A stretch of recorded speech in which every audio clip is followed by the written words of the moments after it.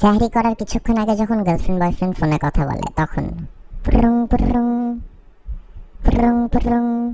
Hello জান, কি করো? এই তো জান, আম্মুকে হেল্প করলাম খাওয়া গরম করতে। কি কি খাবা? ভাত খাবো, ডাল খাবো আর একটু লেবু আর মুরগি মাংস। কি যে মজা!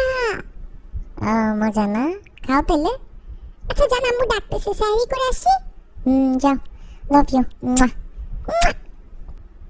সাহরি করার কিছুক্ষণ পর যখন আবার ফোনে কথা বলে তখন পুরুং পুরুং পুরুং পুরুং। জান খাইলা? হ্যাঁ জান খাইছি, খুব মজা ছিল। তুমি খাওয়া দাওয়া করছো? হ্যাঁ খাইছি, নামাজ পড়লাম। তুমি পড়ছো নামাজ? হ্যাঁ জান পড়ছি। ঠিক আছে, কি করবা তাইলে?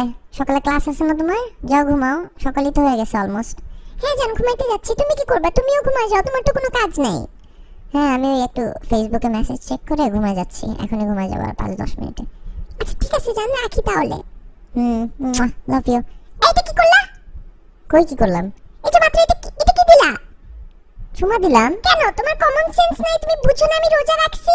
রোজা হালকা হয়ে যাবে না আমার? মাথা খাটায় কাজ করতে পারো না তুমি? আরে আজব, একটা চুমাই তো দিলাম। সারাদিনই তো দাও, মন ভরে না? সারাদিন দিয়ে তোমার মন ভরে না কেন? তোমার এত চুমা দিতে হবে কেন ফোনের মধ্যে? ফালতু যত সব, আমার রোজাটাই হালকা করে দিলা। ধুর।